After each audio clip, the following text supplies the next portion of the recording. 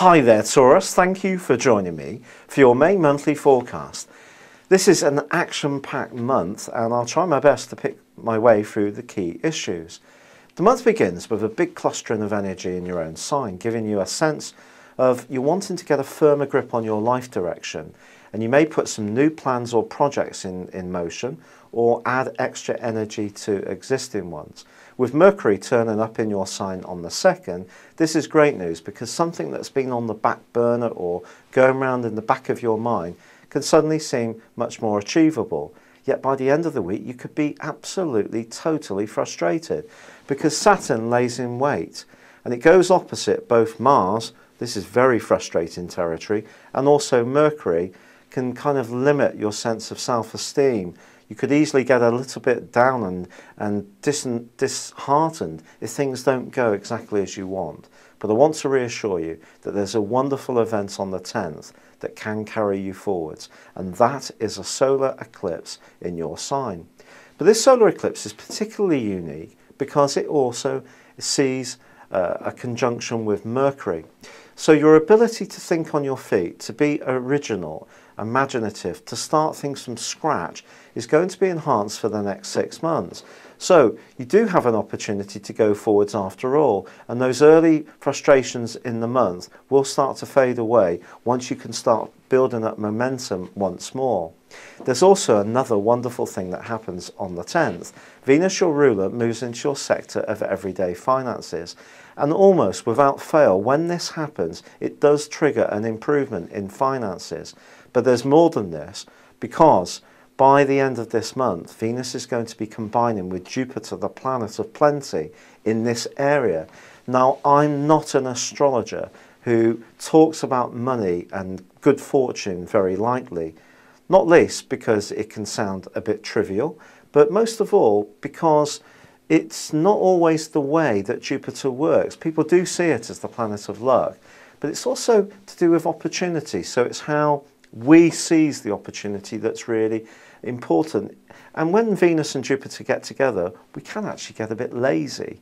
But if you can push yourself, because Mercury will go alongside Jupiter as well, if you really want to use your creativity and artistry to the max, then you could get a windfall towards the end of this month.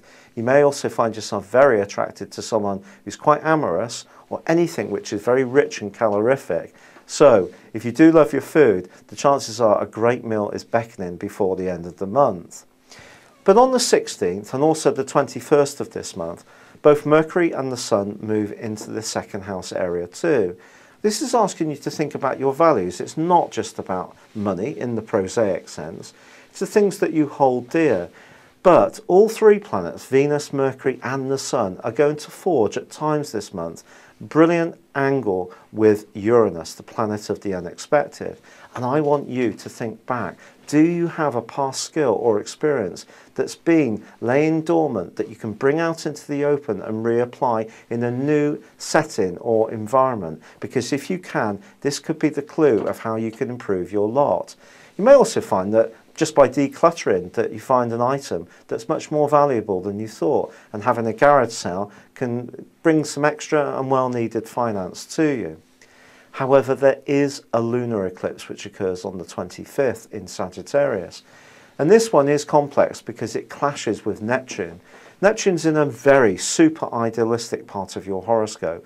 I would say anything to do with friends and money don't go particularly well together in the following 6 months. Just be conscious of that. So if your creative idea, your big vision, does include working closely with one other person, you have to be realistic that business can break down even the best of relationships. Also, you may find yourself with some kind of moral dilemma in the months to come. And Neptune does have a way of just gently ebbing away at the structure of things. And so I would say go very careful with your resources. Don't gamble anything without doing some very thorough research. And then just in the last few days of this month, the Sun forges a great link with Uranus. So again, something unexpected can come out of the ether.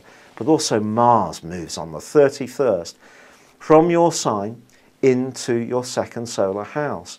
So if all the drive and passion and determination you've showed all month has really been invested in a very structured and focused way, you can finally get your reward as this month comes to a close. It's been a real pleasure being with you, Taurus. Thank you for joining me. Good luck and goodbye for now.